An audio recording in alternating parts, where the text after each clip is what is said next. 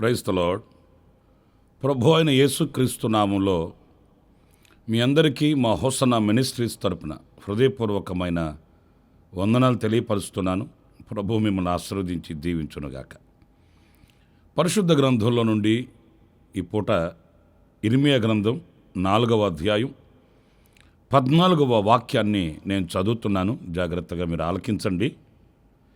యెరూషలేమా, నీవు రక్షించబడినట్లు నీ హృదయములో నుండి చెడుతనమును కడిగి వేసుకొనుము. ప్రియులారా చూడండి, ఇక్కడ నీ హృదయములో నుండి చెడుతనమును కడిగి వేసుకొనుము అని ఎవరితో చెప్తున్నాడు? లోకంలో లోకానుసారంగా జీవించుచున్న ప్రజలకు కాదు సుమ. ప్రత్యేకంగా మనం గమనించవలసింది యెరూషలేము నివాసులకు, అంటే ఆయన పేరు పెట్టబడిన ఆయన ప్రజలకు. ఆయన పేరు పెట్టబడిన ఆయన ప్రజల హృదయాలలో కూడా చెడుతనం ఉంటుందా అని అంటే ఉండబట్టియే కదా ప్రవక్త ద్వారా ప్రవచించిన ఈ ప్రవచన వాక్కుల యొక్క అంతరార్థం. మనం ఏమనుకుంటాము? క్రైస్తవ లోకంలో నాకంటూ ఒక ఘనత ఉంది, క్రైస్తవ కుటుంబంలో పుట్టి పెరిగిన వాడిని, నేను క్రైస్తవుడనే కదా, గనుక నాలో ఏమీ లోటు ఉంటుంది అనే భ్రమ మనలో ఉంటుంది. కానీ నా ప్రియ సహోదరులారా, మన హృదయాన్ని దేవుని వాక్యపు వెలుగులోనికి తీసుకుని వస్తే ఆ హృదయంలో ఎంత కల్ముషం ఉండేది, ఎంత మచ్చ మడత డాగు కళంకం కలిగి ఉన్నది అనేది ప్రత్యక్షపరచబడుతుంది. నీ హృదయములో ఉన్న ఆ చెడుతనమును కడిగి వేసుకొనుము. ఏం చేయాలి? మన హృదయాన్ని కడుగుకోవాలట. కీర్తనాకారుడు దావీదు కూడా చెప్తాడు, నన్ను బాగుగా కడుగుము అని, హిమము కంటే తెల్లగా నన్ను మార్చమని. అది తమ హృదయము యొక్క మాలిన్యమును గ్రహించిన వ్యక్తి నోట వచ్చే మాటలు. అంతేకాని మనల్ని మనం మోసపరుచుకుంటూ నేను బాగానే ఉన్నాను, భక్తిగానే ఉన్నాను, పాటలు పాడుతున్నాను, దేవుని మందిరానికి వెళుతున్నాను అని సంబరపడినంత మాత్రాన కాదు, కానీ మన హృదయాన్ని వాక్యపు వెలుగులో మనం సరిచేసుకోవాలి, సరిచూసుకోవాలి. ప్రియులారా, మరి నీ హృదయంలో ఉన్న చెడుతనమును కడిగి వేసుకొనుము అన్నప్పుడు ఇంకొక మాట మనం పరిశుద్ధ గ్రంథంలో చూడవలసి వస్తుంది. అది పరిశుద్ధుడైన పౌలు ఎఫెసు సంఘానికి పత్రిక వ్రాస్తూ ఆ పత్రికలో 5వ అధ్యాయం 27వ వాక్యంలో చక్కటి మాట వ్రాసాడండి. ఆ మాటను కూడా నేను చదువుతాను.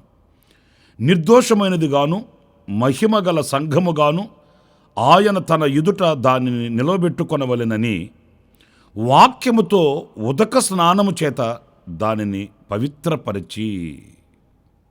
ఇక్కడ చూడండి, మహిమ కలిగిన సంఘముగా ఆయన ఎదుట మనలను నిలవబెట్టుకొనవలెనని, అంటే ఈ సంఘాన్ని ఆయన ఎదుట నిర్దోషమైనదిగాను మహిమ కలిగినదిగా నిలవబెట్టుకొనవలెనని, ఈ సంఘాన్ని, అంటే సంఘము అనంటే ఏదో గోడలు, ఫ్యాన్లు, కుర్చీలు, ఒక కట్టడమని కాదండి. పరిశుద్ధపరచబడుటకు, సంపూర్ణులగుటకు సమకూర్చబడినటువంటి సమూహము సంఘం.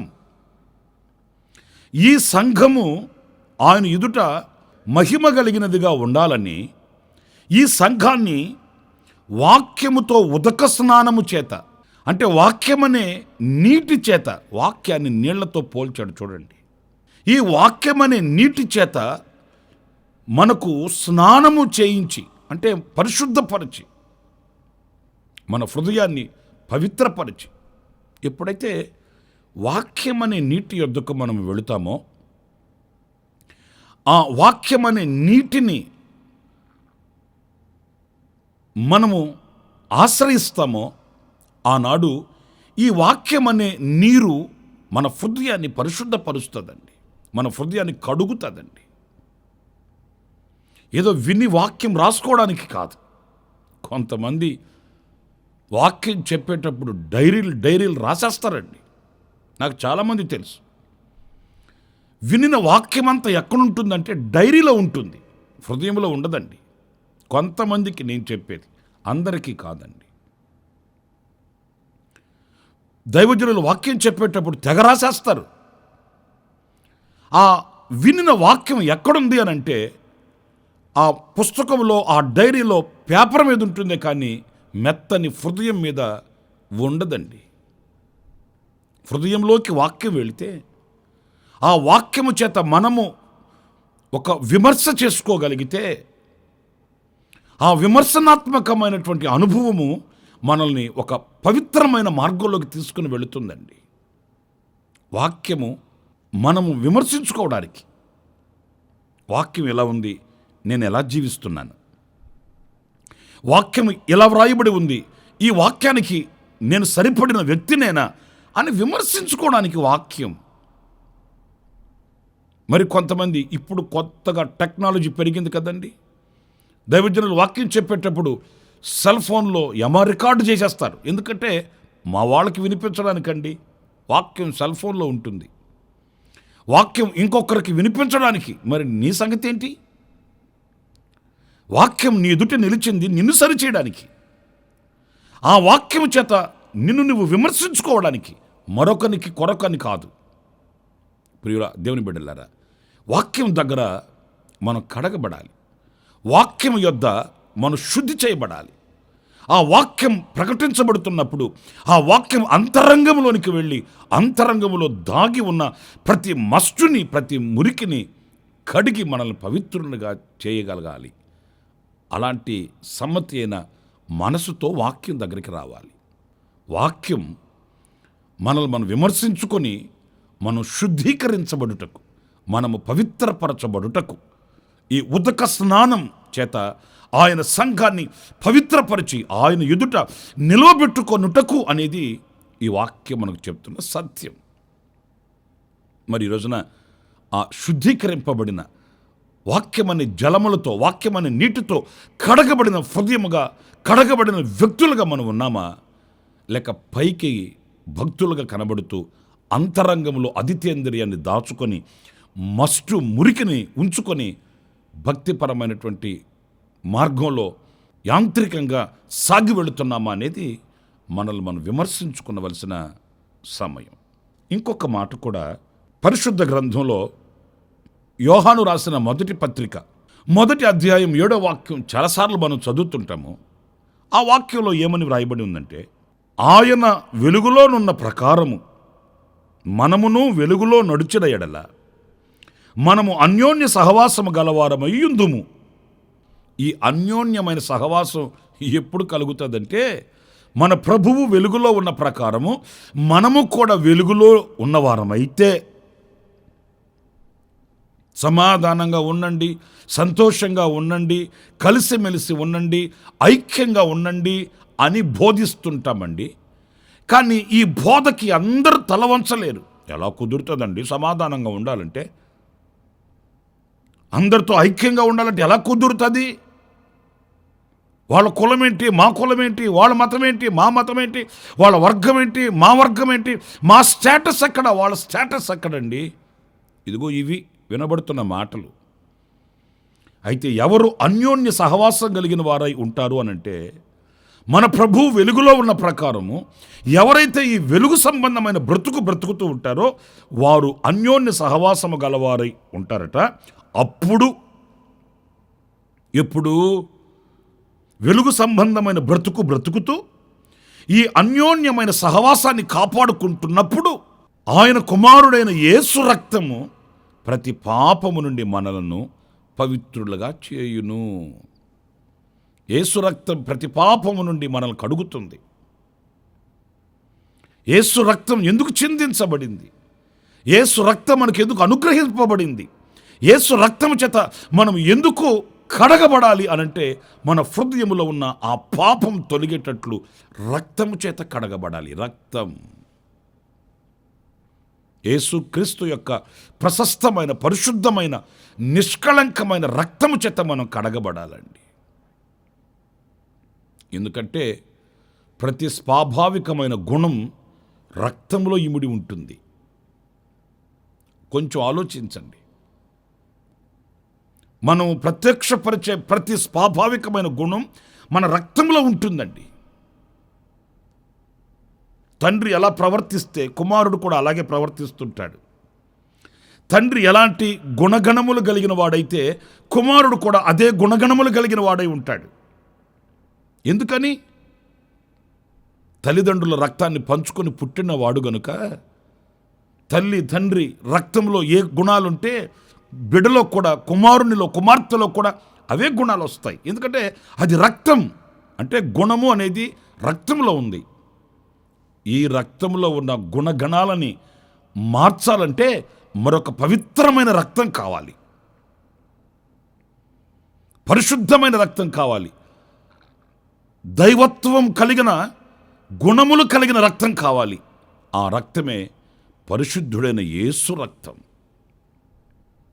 శరీర సంబంధమైన తండ్రి రక్తాన్ని మనం ఎలా పంచుకొని పుట్టామో, అలాగే మన ప్రభు అయిన యేసుక్రీస్తు పరిశుద్ధుడైన తండ్రి యొక్క రక్తాన్ని కలిగిన వాడై, పరిశుద్ధమైన జన్మ కలిగిన వాడై, పరిశుద్ధమైనటువంటి దేవునిగా ఈ లోకానికి వచ్చాడు.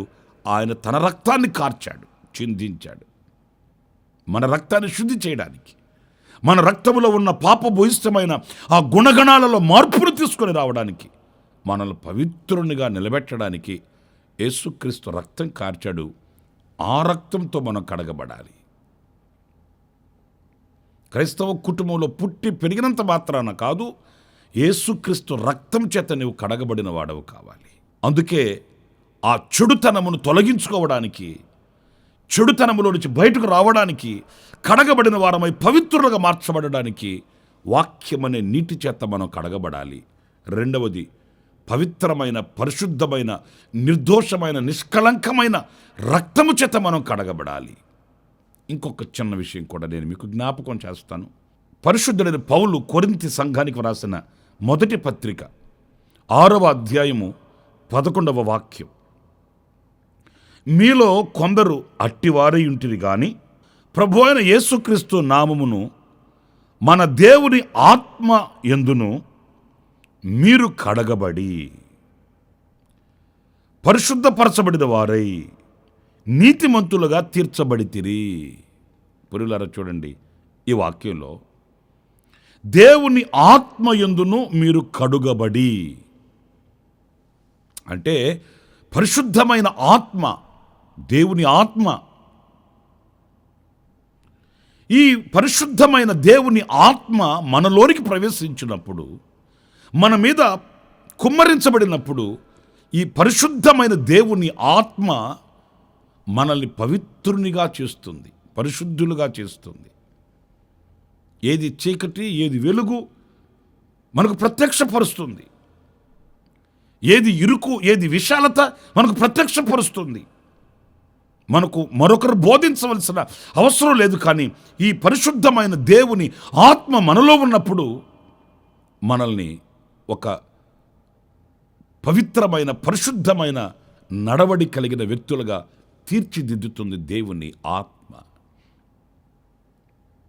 ఎందరూ దేవుని ఆత్మ చేత నడిపింపబడుదురో వారందరూ దేవుని కుమారులు అవుతారట, వారందరూ ధన్యులు అవుతారట. వారంతా ఆయనను చూడగలిగిన ఒక యోగ్యత కలిగిన వారు అవుతారట. మరి ఈరోజున ఆ దేవుని ఆత్మ చేత మనం ముద్రింపబడి, ఆ దేవుని ఆత్మ చేత మనం నింపబడి, ఆ దేవుని ఆత్మను కలిగిన వారమై ఒక పవిత్రమైన, పరిశుద్ధమైన నడకను కలిగిన వారమై ఉంటున్నామా అనేది మనం ప్రశ్న వేసుకుంటే, ఈవేళ దేవుని ఆత్మను మనము పొందుకొని, ఆ దేవుని ఆత్మ చేత మనం నింపబడిన వారమై మనం పరిశుద్ధమైన జీవితాన్ని జీవించగలుగుతామండి. ప్రియులారా, ఒక చీకటి మనం గుర్తించాలంటే దానిని గుర్తించగలిగిన దృష్టి మనకు కావాలి. ఈ దృష్టిని కలిగించేదే పరిశుద్ధాత్మ దేవుడండి. ఆ పరిశుద్ధమైన దేవుని ఆత్మ మనలో ఉన్నప్పుడు ఆ పరిశుద్ధమైన దేవుని ఆత్మ మనల్ని చేపట్టి నడిపిస్తుంది. తండ్రికి ప్రీతికరమైన మార్గంలో, తండ్రికి ఇష్టకరమైన మార్గంలో, ఆ తండ్రిని ప్రీతిపరిచే మార్గంలో పరిశుద్ధాత్ముడు మనల్ని నడిపిస్తాడు. అంతేకాదు, నడిచే శక్తిని కూడా ఇస్తాడు. యేసుక్రీస్తు ఆయన ఆరోహణమై వెళుతూ తన శిష్యులతో చెప్పింది అదే. యూదయ, సమరయ, గలిలయ ప్రాంతాలలో మీరు నాకు సాక్షులై ఉండునట్లు మీరు వెళ్ళి యెరూషలేముకు వెళ్ళి యెరూషలేమును విడువక కనిపెట్టి ప్రార్థన చేయండి, పరిశుద్ధాత్మ శక్తి పొందుకోండి అన్నాడు. ఈ పరిశుద్ధ ఆత్మ శక్తిని మనం పొందుకున్నప్పుడు సాక్షులుగా జీవించగలిగిన శక్తి మనకు కలుగుతుంది. ఆ శుద్ధీకరణ మనకు కలుగుతుంది. 3 విషయాలు నేను మీతో చెప్తూ వచ్చాను. మన హృదయంలో ఉన్న చెడుతనమును కడిగి వేసుకొనుటకు వాక్యం అనే నీటితో మనం కడుగుకోవాలి. ఆ పరిశుద్ధుడైన యేసుక్రీస్తు రక్తము చేత మనం కడగబడాలి. దేవుని పరిశుద్ధమైన ఆత్మ చేత మనం కడగబడాలి. పవిత్రులమై పరిశుద్ధులమై క్రీస్తు యేసు ఎదుట మనము నిర్దోషులముగాను మహిమ కలిగిన వారముగాను నిలుచువారముగా మనం సిద్ధపడాలి. అలాంటి కృప దేవుడు మనందరికీ అనుగ్రహించుగాక. ఆమేన్. తలలు వంచండి, చిన్న ప్రార్థన చేసుకుందాం. కృపా సత్య సంపూర్ణుడా, జీవాధిపతి అయిన ప్రభువా, మీకు వందనాలు. నాయనా, మేము మా హృదయంలోని చెడుతనమును కడిగి వేసుకొనుటకు దేనిని ఆశ్రయించవలెనో లేఖనాలలో నుంచి మేము తెలుసుకున్నాము.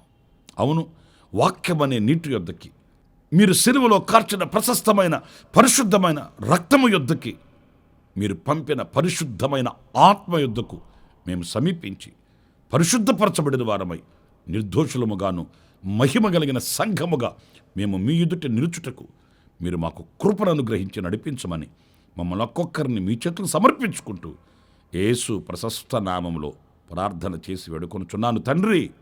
ఆమేన్. ప్రభు మిమ్మల్ని దీవించి ఆశీర్వదించునుగాక. ఈ దినమంతా విశేషమైన కృప నా దేవుడు మీకు సమృద్ధిగా అనుగ్రహించుగాక. ఆమేన్. ప్రతి దినము ఈ అనుదిన కృపాను సందేశాల కొరకు, ఇంకా మరిన్ని ఆత్మ సంబంధమైన సందేశాల కొరకు ఈ మా యూట్యూబ్ ఛానల్ ని సబ్స్క్రైబ్ చేసుకోండి.